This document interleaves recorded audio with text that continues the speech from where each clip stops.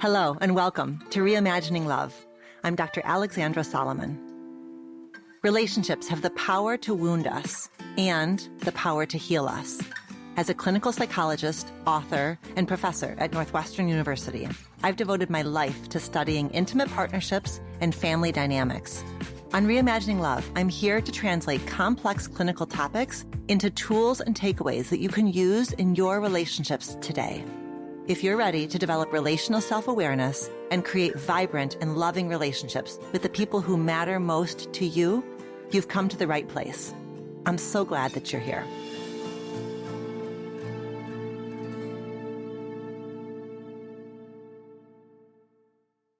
The Peanut app helps women connect across all stages of life, and it's a safe space to meet women nearby and have conversations about meaningful topics from sex and relationships to IVF, pregnancy, first years of parenting, midlife, and beyond. Whether you are navigating fertility, pregnancy, motherhood, or menopause, the app provides access to a community that is there to listen, share information, and offer valuable advice.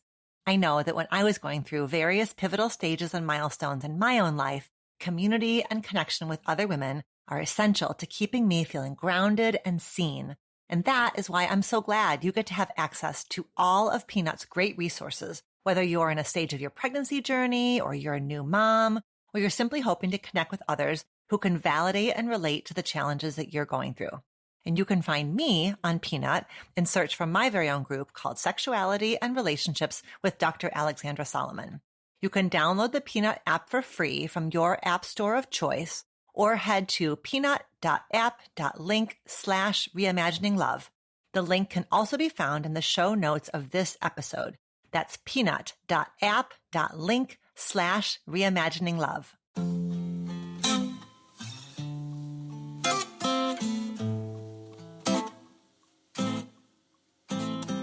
Welcome back to Reimagining Love. I tell you what, I loved our July break. It was well-timed in all kinds of ways, but I am also really glad to be back with you.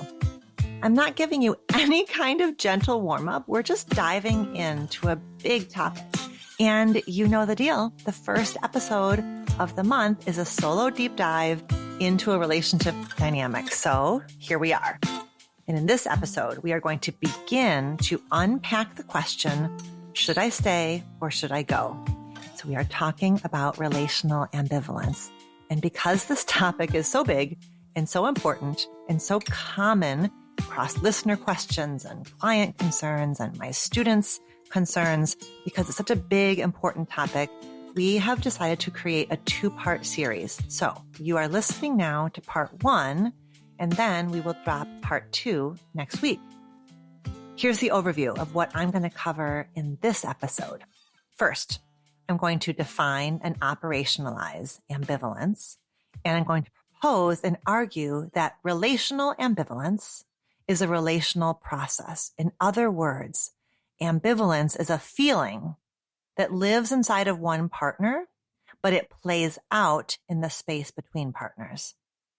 And I'm going to also give you 3 relational self-awareness questions designed to help you understand that idea a bit more deeply. Next, I'm going to offer you some ideas about why relational ambivalence might be more common and more upsetting these days. And then finally, I'm going to invite you into a different perspective on patience and offer you some tools for how to work with patience. As a little preview, in next week's episode, I'm going to talk you through 7 practices that can help you move from stuck to clear.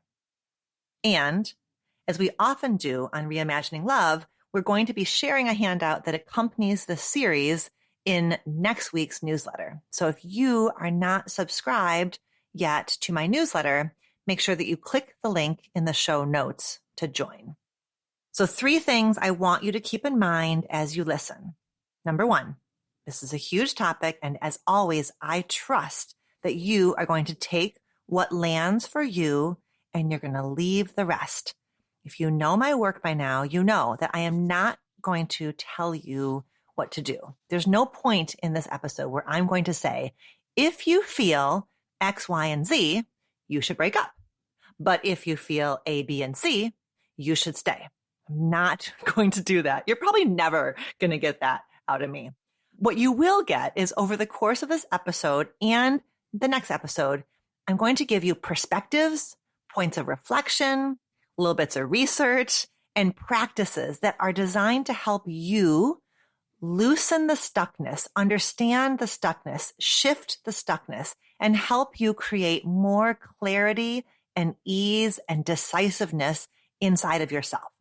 Point number 2, ambivalence is a feeling that can arise at any point along a relationship journey. But when I was doing my research for this episode, I was thinking specifically about these 3 scenarios. I'm early in dating someone, but I don't know whether or not I want to become exclusive. I've been dating someone for a while, but I just don't know if this relationship is enough for me. And I'm partnered or I'm married, but I don't know if I want to stay in this relationship. Those are the 3 scenarios I was imagining as I created this content, knowing full well that each of these scenarios presents a radically different landscape in terms of the risks, the benefits, and the thresholds and consequences for either staying or leaving. Just like your age, your gender, your relationship history, right? Any crossroads that you are at is determined by so many factors, which is why, again, my goal for you in this episode is that you are going to take what feels helpful and you're going to leave the rest, and you're going to feel a ton of freedom to adapt this content to your situation. The third thing I want you to keep in mind, which you've heard me say before, that I'm going to be talking about relationship dynamics that fall into the quote unquote normative range. I'm not talking about situations of sexual abuse, emotional abuse, physical abuse. In situations of abuse, the question of should I stay or should I go is massively complicated by trauma, potentially by dependence, and certainly by the need for safety planning. Let's move now into defining and operationalizing relational ambivalence. I want us to be really clear on what I'm talking about. So therefore, I went in search of some really good definitions of ambivalence. What exactly is ambivalence, right? That's what we're talking about here with this. Should I stay or should I go? We're talking about ambivalence. So here's what I found in an academic article written by Palmberger in 2019. Ambivalence is, quote, simultaneous and contradictory attitudes or feelings, such as attraction and repulsion towards an object, a person, or an action. Ambivalence is, quote, continual fluctuation as between one thing and its opposite. Ambivalence is, quote, uncertainty as to which approach to follow. What this means is, what we're saying here is, ambivalence is an emotional, cognitive, and behavioral oscillation between I'm in and I want this, and I'm out and I don't want this. It's an internal tug of war. Here's where I'm going to get tricky on you. Although we're defining ambivalence as an internal experience, an internal tug of war, ambivalence has relational consequences. What happens inside of me impacts the we. That's the heart of relational self-awareness, isn't it? Relational self-awareness is about getting curious about how our thoughts and our feelings and the behaviors that emerge from our thoughts and our feelings affect our partner and affect the dynamic between us. So relational ambivalence is a felt experience within me that plays out between us. I'm stressing this point because I think it can be so easy to miss. What might be keeping you from viewing your ambivalence as a relational dynamic? Let me plant a few possibilities on you, right? Because I think what often happens is it feels like I'm ambivalent, right? I'm just thinking, I'm back and forth. I don't know. But what I'm highlighting for you is that there's relational impact of feeling ambivalent. Why might this be a new idea for you? What might be keeping you from seeing your ambivalence as a relational dynamic? Here are some possibilities. 1, Perhaps you've lost sight of the fact that ambivalence plays out relationally because you have internalized some sneaky and pervasive cultural beliefs about love. We tend to approach our romantic relationships in a highly individualistic way. Either I choose you or I don't choose you, right? So when I hear somebody saying that they're trying to figure out whether the person they're dating, quote, checks all the boxes, it's like nails on the chalkboard for me. Relational self-awareness is all about dynamics and dances, the kind of love story that the two of us would write together. Marriage and family therapist Dr. Bill Doherty says that we bring a consumer mentality into our romantic relationships these days. We sort of approach it like, what have you done for me lately? And when we approach a relationship in that way, it makes sense that we lose sight of the fact that my ambivalence affects you. You're sensitive to it. You tune into it. You pick up that I'm not fully invested, and that affects it, right? If I have a highly individualistic approach to our relationship, what I'm focusing on is, am I getting what I need? Are you ticking the boxes? What do you add to my life? And so I might miss the fact that it's actually a relational dynamic. The second reason that you might be missing the fact that ambivalence is a relational process is it may be that you are feeling so stuck and so unsure of how to proceed that your stuckness is creating negative thoughts about yourself. You might be feeling so disempowered and so down on yourself that you lose sight of the fact that how you show up shapes the dynamic. You actually perhaps are losing sight of your power, how much influence you have on the space between you and your partner, because the experience of being stuck, the experience of being uncertain is kicking up some feelings of shame, some questions around self-worth, like what's wrong with me that I can't decide if I want this relationship or not. Third, related to this, but a little bit of a layer deeper, it may be that you have lost sight of how your ambivalence is affecting the relationship dynamic because perhaps your core wound is that you are at risk of just fearing or feeling unimportant. And this wound perhaps originated in your family of origin dynamic in which your caregivers perhaps were otherwise occupied with their own mental health challenges, with work stresses, with addiction, with relationship drama, whatever. And the impact on you today is that when you feel ambivalent about whether to stay or go, you're blind to the fact that your absence would matter to your partner. And perhaps you're blind to the fact that your partner is likely noticing the behavioral manifestations of your ambivalence. Okay, that's a lot. You might need to rewind and listen to that part again. But I'm just planting some seeds around why might it be a little bit of a bridge for you to start to get your head around the idea that being ambivalent lives inside of you, but it affects the dynamic. Let's get a little bit more concrete. So let's think about two sample sequences that highlight that ambivalence arising inside an individual affects the dynamic. Sequence 1, I feel ambivalent. I'm not sure if I want to stay with you or break up with you. This leads me to retreat or to hesitate on making plans or to take a while to respond to your texts. And now you notice that and you react to my hesitation by retreating. When you retreat, I start to code you as unavailable, not invested. And that leads me to, in fact, become more ambivalent. So there's the cycle. That's a cycle. It's a sequence. Sequence 2 goes like this. I feel ambivalent. I'm not sure whether I want to stay with you or break up with you. This leads me to become hypercritical of you because I'm scanning you all the time to try to figure out, am I getting what I need? Am I not getting what I need?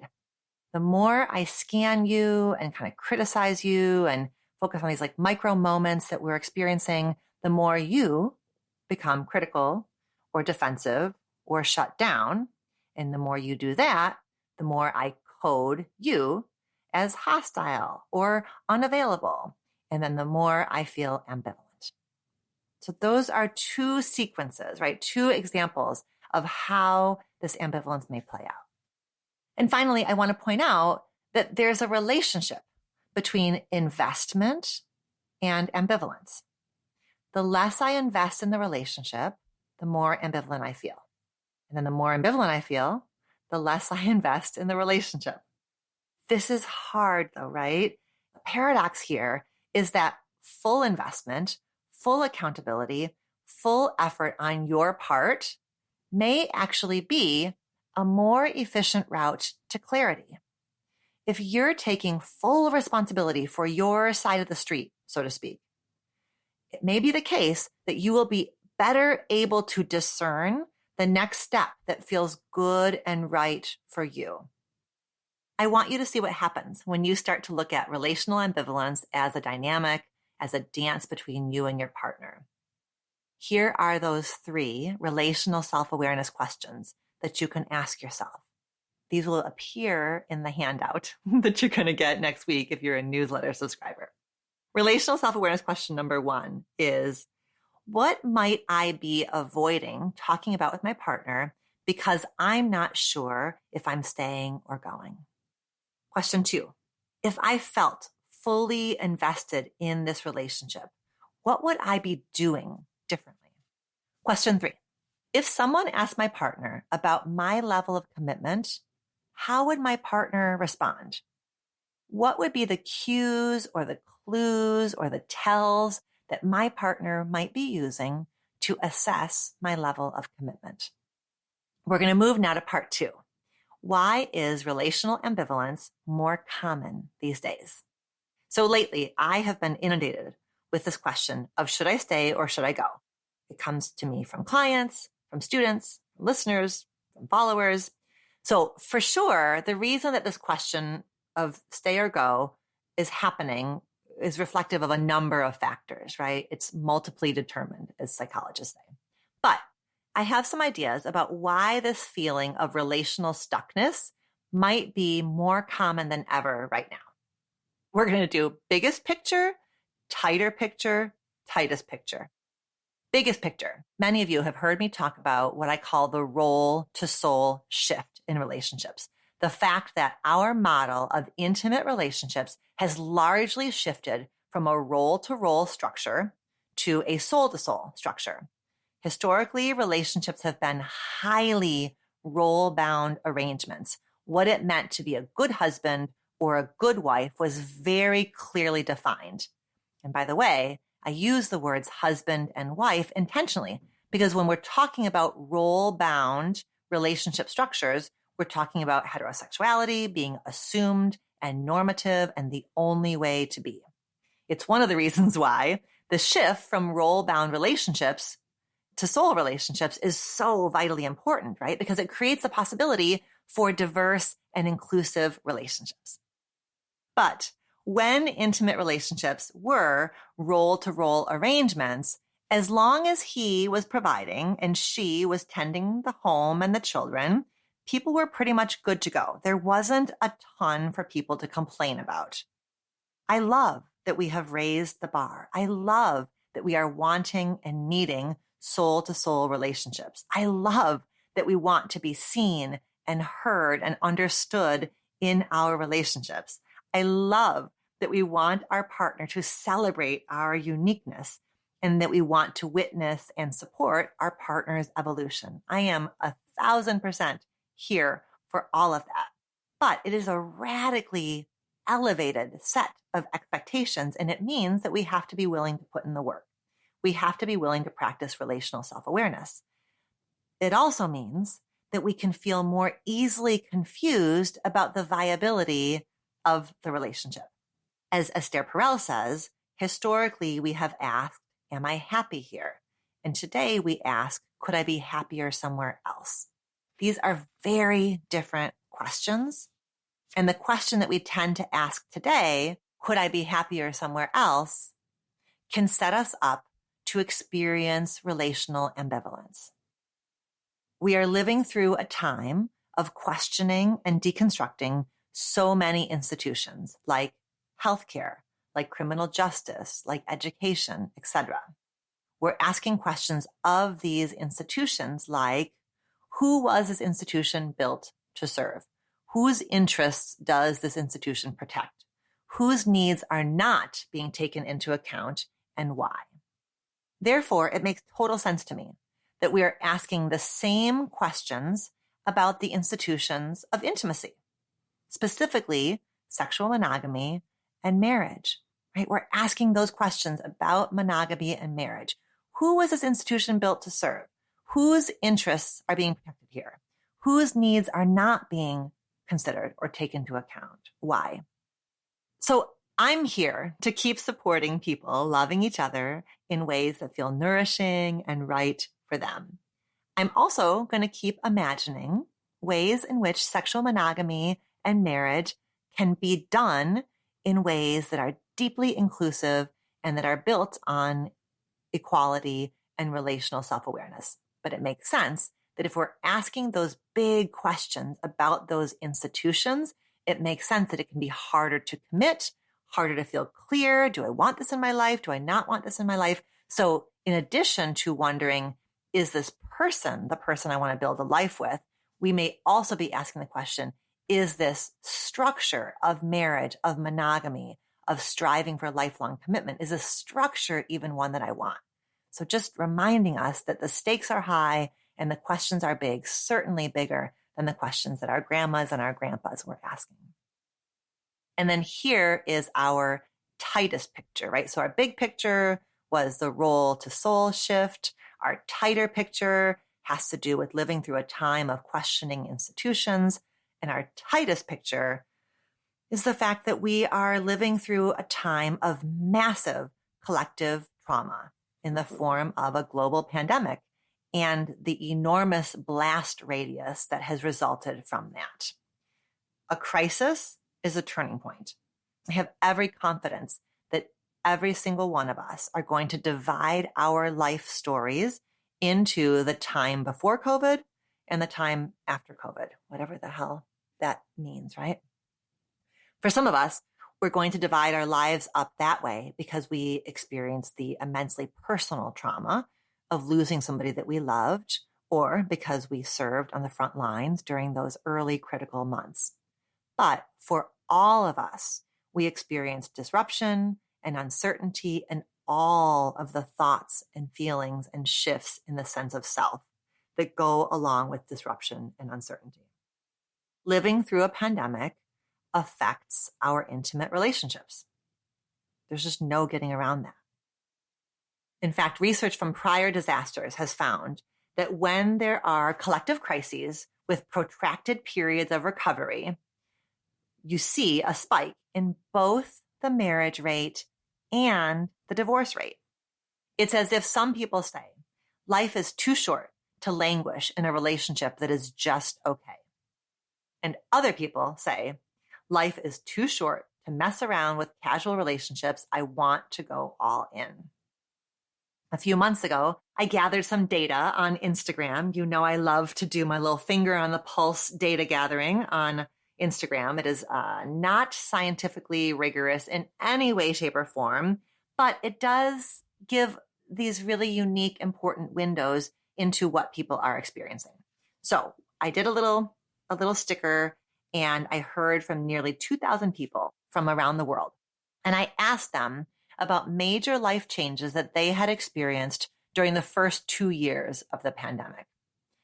What I heard back is this: 29% of people experienced a big move as defined by another city, another state, another country. Okay, fine. 47% experienced a job change. Not surprising, right? There's been lots of thought pieces written about the Great Resignation and all of the massive upheaval in the world of work. But check this out. 54% of people experienced a change in their relationship status. And of that 54%, 38% went from single to partnered or married. 62% went from partnered or married to single or divorced. And 70% reported that they went through more than one relationship status change over the course of those first 2 years of the pandemic. Bottom line is there is a ton of flux. And when I think about why relational ambivalence and struggles with commitment might be more common during this time of large systemic upheaval, I think about the fact that commitment is antithetical to uncertainty, right? Commitment is antithetical to uncertainty. In the face of uncertainty, our urge may be to remain agile, not tied down, able to pivot and adapt and respond quickly. And there's no getting around the fact that intimate partnership slows us down. We're making decisions for two. What I choose affects you. What you need affects me. Our fates are entwined. And that is an absolutely lovely part of commitment, that sense that you have someone in the trenches with you. But it's also a heavy part of commitment, and one that can feel like a burden during a time of upheaval. So it may just be the case that it's actually harder to become and stay committed at a time like this. Another feature of the global pandemic that likely affects our love lives is the experience that we all have had of immense decision fatigue. Is it safe to gather? Should I travel? Can I see my grandmother? Do I return to work, or do I look for a job where I can be hybrid or remote? Should we eat indoors or outdoors? And 10,000 more decisions that we all have made. It may be the case that in part you are struggling in your intimate relationship because it is hard to decide whether to stay or go because you are just tapped out on making decisions. A little part, right? That's clearly not accounting for 100% of your relational ambivalence by any stretch of the imagination. But I think it can be really easy to lose sight of just exactly what we all have lived through. So keep open the possibility that part of what makes it hard to decide what the heck you want is because you are just so tired of making decisions. The last thing I want to say about the pandemic is that the experience of a collision between the problems of the world out there and your little old life over here is a new experience for people who have lived with privilege. The nature of privilege is that it acts like a shield. It protects people from feeling the impact of larger systemic problems. The pandemic has destroyed that shield.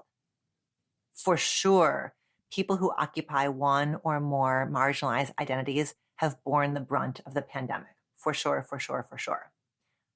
But at the same time, the pandemic has left no one's life untouched. And if you have lived for decades with the sense that the problems of the world happen over there and my life happens over here, the experience of global crisis being right in front of your face is actually quite disorienting. And I would argue that it may feel especially disorienting to reckon with the fact that the pandemic has affected your love life. I had a graduate student whose wedding date had changed because of the pandemic, and she said to me, in no world could I have ever imagined that my wedding date would change. Right? It was disorienting to her to have to pivot because of a global crisis. Disorientation affects our emotions and it affects our relationship dynamics. I cannot tell you how many hours I've spent in couples therapy over the last 2+ years sitting with the question, what's me? What's you? What's COVID? And although we can never, ever figure out the exact, precise answer to that question with 100% certainty, what I'm reminding you here is that the context matters, and the context matters a lot. The context helps us be compassionate and patient with ourselves and each other. The context helps us have a bit more grace when things feel hard or unclear. And before we wrap that part up, just a little FYI that what I was saying just now about the pandemic is something that Esther Perel and I talked about in more depth in episode 1 of Reimagining Love. So if you haven't listened to that episode, I highly recommend it for you.